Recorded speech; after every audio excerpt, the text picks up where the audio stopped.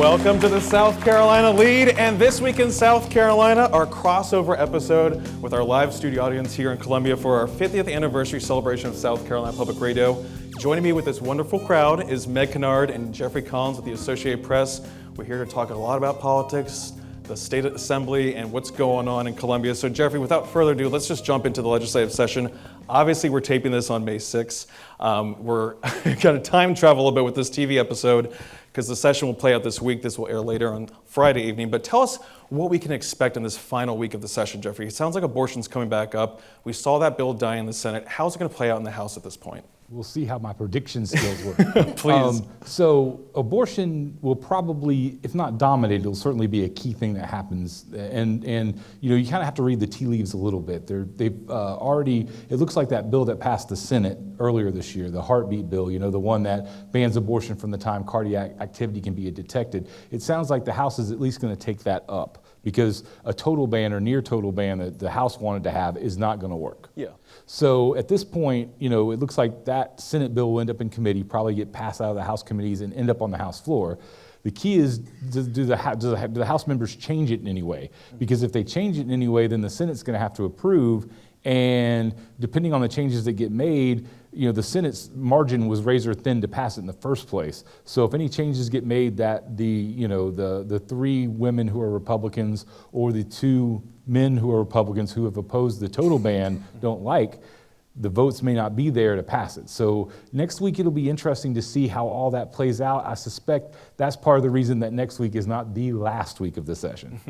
I know it's really hard to talk backwards and forwards at the same time, but Jeffrey, why didn't this just happen sooner in the session, right? We saw the Senate debate that 6-week ban that you were talking, the near total ban that we're talking about. They passed their 6-week ban earlier in session, but why wait to this last minute? Was it to prove a point? Was it to build pressure? What's going on here? Well, as long as we're traveling back in time, let's Yes. go back a few years to where the heartbeat ban originally got passed before the Supreme Court overturned Roe versus Wade. So when the Supreme Court overturned Roe versus Wade, a lot of people in South Carolina, a lot of Republican leadership in South Carolina felt like they could pass a near total ban. They, you know, well, that's the next step. But, you know, things happened after that ruling. I mean, people, the appetite to totally ban abortion suddenly wasn't there as much as people thought. And so, you know, the House leadership, which is a little more conservative, wants that total ban. But the Senate, they can't get the votes for it. And so it became a game of chicken this year, essentially. You know, the House passed its near total ban, the Senate passed its 6-week ban, and waiting for one side or the other to blink. And what's happened over the last 6 months is, you know, more stricter abortion laws have been passed in Florida, which I believe is a heartbeat. North Carolina is 10 to 12 weeks. It looks like that's going to pass through their legislature. So suddenly South Carolina is at somewhere between 20 and 22-week ban, and we're definitely an outlier in the Southeast. And, you know, we're typically not at that point in the South. We're typically one of the more conservative states in the Southeast. So that's been one of, and that's kind of finally pushing this towards a resolution, I think, is the Republican leadership in the Senate, in the governor's mansion, in the House. They don't want another, you know, 6 to 9 months of that kind of 22-week ban. So I think there will be a resolution. We'll just have to see how it works out. But again, if they don't pass that bill at the end of session this week, like we're talking about looking ahead, then they can't come back unless the governor calls them back, because that's not going to be in the sine die resolution, which stipulates what they can do in the off season. Right, and that's another thing that's going to happen this year that hadn't happened in a long time. They aren't passing a sine die resolution, which the sine die is kind of like the blueprint for what they can talk about when the regular session's over. Typically, they'll put a few things in there, like we're going to talk about this one issue and about the budget. But if there's not a sine die passed, which, like I said, hasn't happened this century in South Carolina, then the governor is the only one that can call him back. And when he calls him back, it's wide open to anything. So, you know, if you read the tea leaves and kind of look at things, it sounds like they don't have enough time next week to finish abortion and some other things. So I suspect you'll see the governor call them back into session. And in fact, almost like a tie football game. We'll have overtime. In other words, that next week we'll come back in. It'll probably be fairly regular, like a regular week. They'll deal with abortion if they can, or whatever other things they have. And then maybe there's some budget things that get dealt with. But it sounds like they're going to wrap up their work by the end of the month. But we'll have that extra time. So Thursday is not the end of the session. Spoiler alert. Yeah. But Jeffrey, let's talk about some things that have happened. We saw the governor sign the Education Scholarship Trust Fund, or voucher bill, into law this past week. Tell us about that. That was a long time coming, a big win for Republicans in the state. What does that bill do? What does that law do, I should say, and who does it benefit? What the bill does is it allows public money to be spent on private school tuition, on books, on technology, things like that. And it's capped at eventually at 15,000 students. It'll start off at 5,000, and there's also an income level that that you get to. In other words, if you make too much, you can't get to it. Eventually, though, the income level will go up to about $120,000. But this will allow, in 3 years, 15,000 students across the state to go to private schools, and and then if it works, you'll probably see it expanded. This has been something Republicans have wanted for a long time. Mark Sanford ran on it in 2002. First bill that we were talking to some Republican leaders, they remember 2004 being the first bill that was introduced. There's been 3 governors since then. There's been 4 House speakers, 5 education superintendents. So it took a while, but ultimately they finally were able to get it passed this year, and that, I think, will be counted. Republicans certainly will count that as one of their biggest wins. Yeah, and especially for Ellen Weaver, the new superintendent of education, that's a big win for her too. But we saw that bill die last year too. It was surprising. So what kind of had to get worked out for that to become, I guess, get to the governor's desk this year? Yeah, that was a very big surprise, one of the biggest surprises of last year. But I just think in the end, there was some worry about accountability, whether or not that there needed to be testing done, that the students that were getting these vouchers, should they be tested, and things of that nature. And it was one of those deals where sometimes in South Carolina legislation, it just needs like a little tweak, and maybe in one more year gives people a little impetus to it. I did note that it originally passed the House. The Senate changed it some, but the House didn't change it because I didn't think they didn't want to send it back to the Senate to give it any chance. I mean, that's another South Carolina thing. A lot of times, sometimes you take 80% of what you want or 70% of what you want just because you don't want to end up in the same place again. Yeah, good getting in the way of the perfect, or perfect getting in the way of the good. Yes. Sticking with teachers, sticking with education, we did see that teacher paid time leave was also a big bill moving. Is that going to the governor's desk yet? I know it just got through the Senate. It's kind of Yes, it should. I think they made this minor change, but there's every indication it's passing, almost unanimously, if not unanimously. So yes, it will probably get on the governor's desk, but certainly before the end of the month. And that's 6 weeks for teachers if they adopt or if they have a child. Just parental time off. Right, and it fits a little odd loophole they had because state employees got that last year. They passed that for all state employees, but teachers are a different group. They're state employees, but they're considered different. So they had to come back around, and the 6 weeks is one of the longest amounts of leave time in the Southeast. So it is an impressive win for state employees and teachers. And then when we talk about the budget, we're talking about teachers, we're talking about pay raises too. What's the budget looking like right now, Jeffrey? The Senate got it through, sent it back to the House. Any big changes there? Anything that people should maybe be paying attention to with what's going on? Because we have so much money. We're about to get, I think, more money announced from state economists as well. Like sacks of money. I mean, it's just, it's amazing for somebody who sat through the recession in 2008 and budgets that were barely in the single digits of billions. I mean, this year's budget is 12, 13, depending on how you want to look at it, about $13 billion.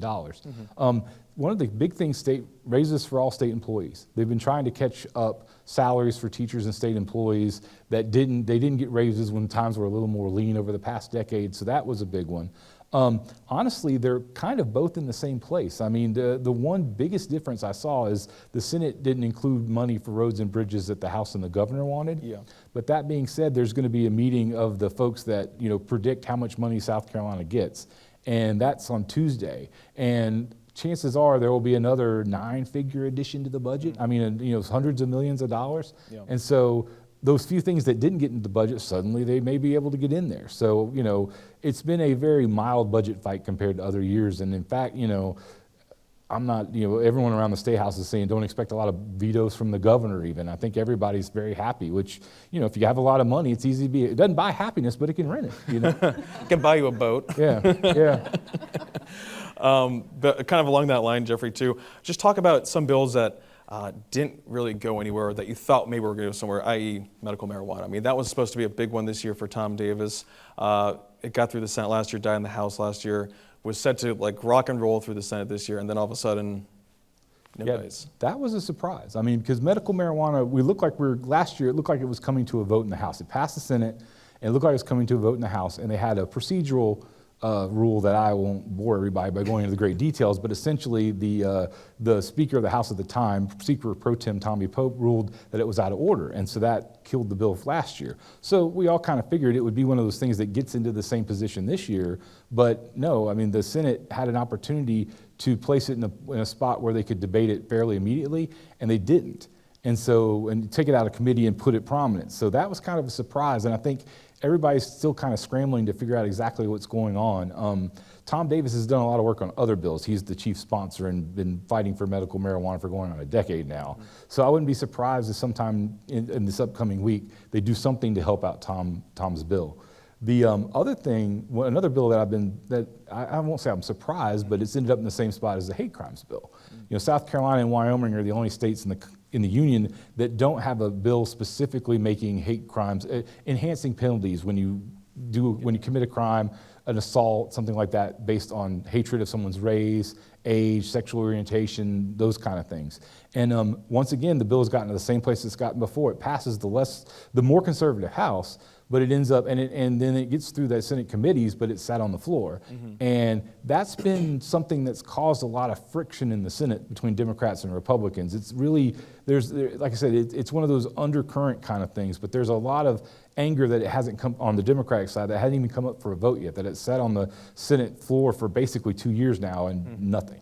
Jeffrey, that goes back to the Senate having that ability to block bills and then just use them as bargaining chips too, which is what we're seeing a lot of this week especially. Yes, there's this procedure called putting your name on a bill where you put an objection on a bill, and unless they're able to get it into, do some legislative maneuvering, get it into what they call special order status or things like that, that when someone puts an objection on the bill, it's just very difficult to bring up. And so Democrats did put a bunch of objections on bills last week. That kind of forces them into bargaining situations. Maybe, okay, we'll hear this bill if you'll take your name on it. And it's not just Democrats that do that. The hate crime bill is several Republicans that put their name on it. And it happens all the time. That's one of those legislative things, And then when we talk about penalty enhancements for hate crimes, we're also talking about some other penalty enhancements when it comes to bond reform. That was a big push for Republicans too to get done. Is that going to make it across the finish line too before session ends? Yes, both the House and the Senate have passed their own versions of the bond bill. There's differences, like one key difference is the House bill and the one that the governor supports would allow somebody that commits a violent crime while they're out on bail to have 5 years added to their sentence. Whereas the Senate took that out, and the Senate's problem was, well, that may or may not be constitutional. The constitutional question is, okay, so I was in jail for an assault, and then I committed a crime, another assault while I was on bond, but I get found not guilty of the first one. Can I get 5 years for something I was never found guilty of in the first place? So that's why the Senate took that out. Now, again, the governor last week was pretty adamant. He wants some kind of enhanced punishment. So the couple of lawmakers from the House and a couple of lawmakers of the Senate will come together in a conference committee and negotiate that out. I think that happens. It's everyone wants it, and it's one Henry McMaster, the governor, has been pushing for it hard. So I think that one you'll see. And Jeffrey, before we jump to Meg really quick, I want to ask you about just some gun reform legislation too that might go through. And we're talking about making sure that felons can't carry weapons in the state. What's going on with all those bills at this point? Well, that was another thing that the governor last week was very adamant about, that he wants a bill passed in some way, somehow, however it works, that it would allow someone, if a felon's in possession of a gun, which is illegal,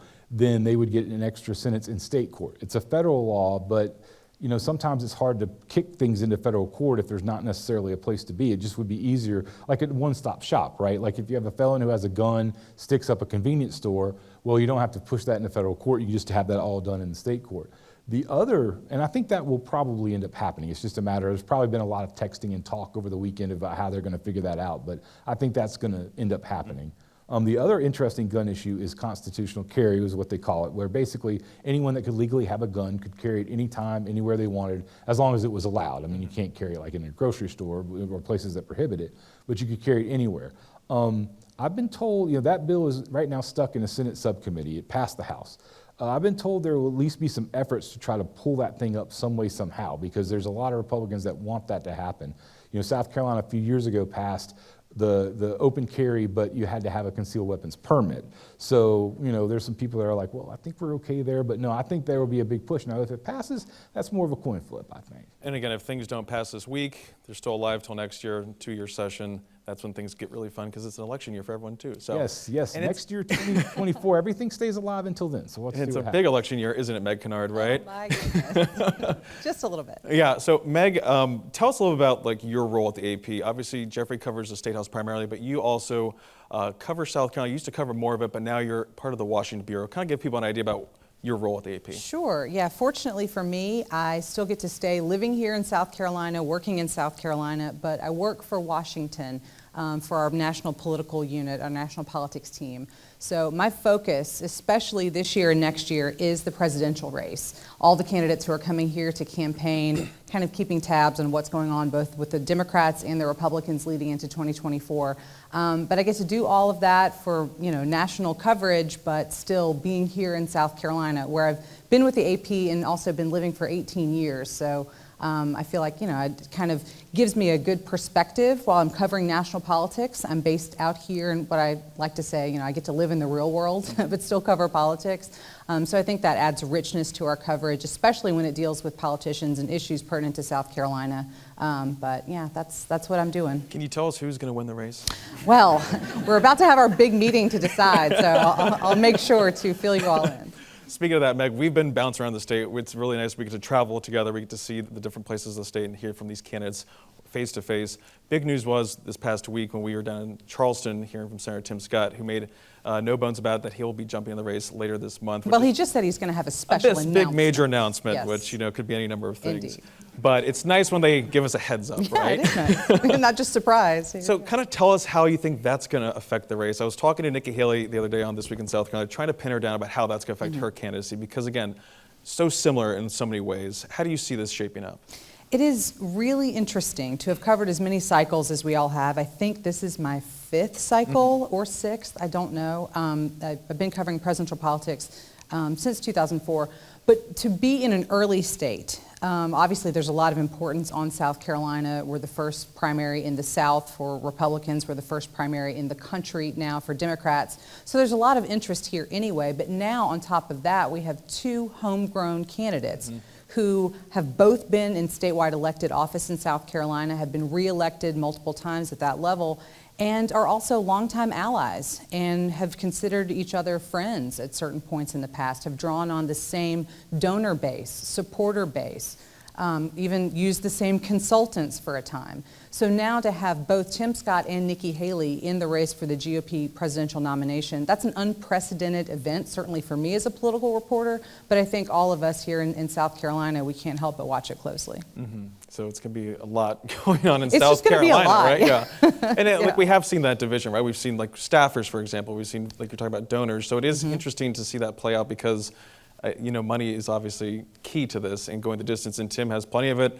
We saw the governor raise a good bit of money, but you got to keep raising money to keep going the distance to make it to February of 2024. Absolutely. Money is key. And, there's obviously, when you're a candidate at any level, particularly these presidential candidates that we're watching, they're getting out to a lot of states that might not know them as well as South Carolina, certainly spending time in Iowa and New Hampshire and the other places that factor in early ways in the nominating calendar. But even within here in South Carolina, there's a huge competition for those donor dollars. And frankly, to be able to make those trips out to other parts of the country, to keep that campaign mechanism going, you have to have the money. But then it's circular because you also have to be able to show your donors that you're a good bet, and so they should keep giving you money so you can keep making those trips. And when you've been drawing on, in large part, a very similar pool of donors, that's tough, particularly for these 2 South Carolina candidates. Meg, we were talking about Nikki Haley and her responses to a lot of different topics, but abortion's been a big one, obviously. We were just talking about it. I mean, we're seeing it play out in South Carolina. It's interesting that we are a state, we don't have a very strong abortion law in some respects for folks who don't think that we do. She signed that 20-week bill that law into law when she was in here. So why was she so kind of hard to pin down? You saw the interview I did with her. I was trying to hear, do you want a 6-week ban? Do you want a near total ban? Is it okay where we are right now? It's hard to pin them down. Why is that, in your opinion?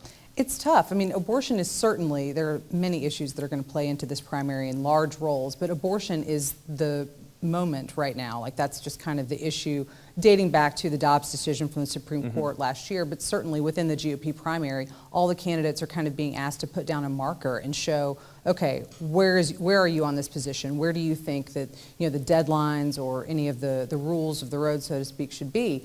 And even particularly for Nikki Haley, who had this big abortion policy speech that she was going to give a couple of weeks ago, and she did, and she gave it at a major anti-abortion group's headquarters in Washington. She didn't lay down those markers. She didn't lay down those deadlines. She talked about the need for a national consensus on the issue, which sounds great when you're trying to figure out what's the best path forward on a difficult issue.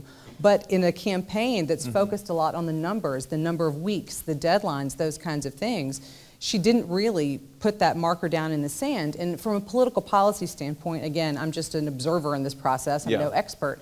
But when candidates do kind of set out those concrete deadlines and policy positions, that gives their opponents in the race a pretty specific place to go after them, should they so choose, a point of disagreement.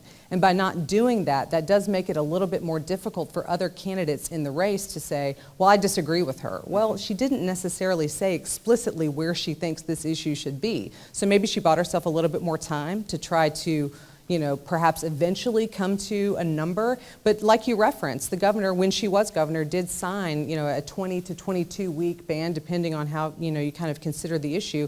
In terms of other states that are putting through far more restrictive policies lately, that's, a pretty generous timeline. So, we don't really know where she is personally, if she's changed from, back when she was governor with 20 weeks. We have about 5 minutes left. Megan, I want to talk about some other candidates' race. We were originally going to have this open house back in January, but it was the same day as President Trump making his announcement, his big swing through South Carolina. Yeah. And we were both there too, but we haven't seen the former president back in South Carolina since. Why is that, do you think? He's making rounds other places, but is it just he doesn't feel like he needs to? I mean, he's leading the polls in so many places, including South Carolina. Yeah, former President Trump really has maintained high popularity here since he was in office, and certainly when he ran 2 times before. So he may be looking at South Carolina as a place where he does have a lot of support, and he knows it. He's got the governor already vocally supporting him, as well as Senator Lindsey Graham and several members of the congressional delegation. So, he may, it's not like he's just saying, oh yeah, that's in my win column, I know it, but, perhaps focusing on some other areas between now and then. And honestly, he may be letting Nikki Haley and Tim Scott and potentially Ron DeSantis also kind of, compete for whatever tier you would consider that of the candidate level at this point. And then, I'm sure we'll see him back before too long. Yeah, because we also did see Florida Governor Ron DeSantis up in the upstate in Spartanburg a couple days ago. Pretty big turnout there too. What's your read on that situation and his reception so far? I mean, he has not declared yet, but Right. it's anticipated that he will pretty soon. Yeah. What was your take when we saw that crowd? There were certainly a lot of people who I think are very curious. They've been waiting to see how this campaign shakes out. We're still very early, even though we've been saying that for months, and it was very early then, and it's still early now. But I think there's a high level of curiosity when it comes to Ron DeSantis and what kind of candidacy he could put forward. We have seen some members of the legislature saying that they're willing to be behind him should he eventually announce the campaign that we're all presuming is getting ready to happen.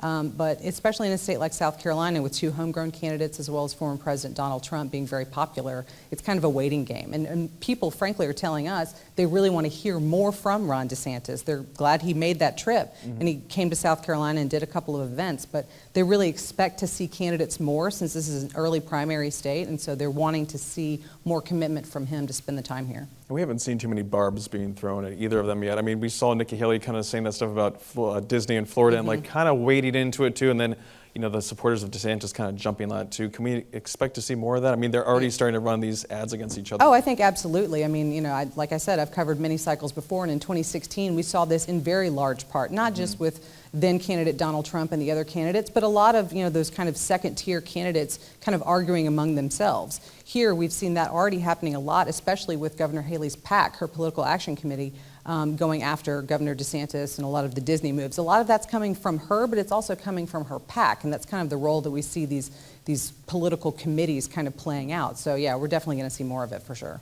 And when you talk to folks, like we were up in, when we saw Nikki Haley and Greer the other day, like what's the vibe there? I mean, obviously, again, talking about Tim Scott, I'm just so confused about this lane that they're both going to be in, how people are going to differentiate between them.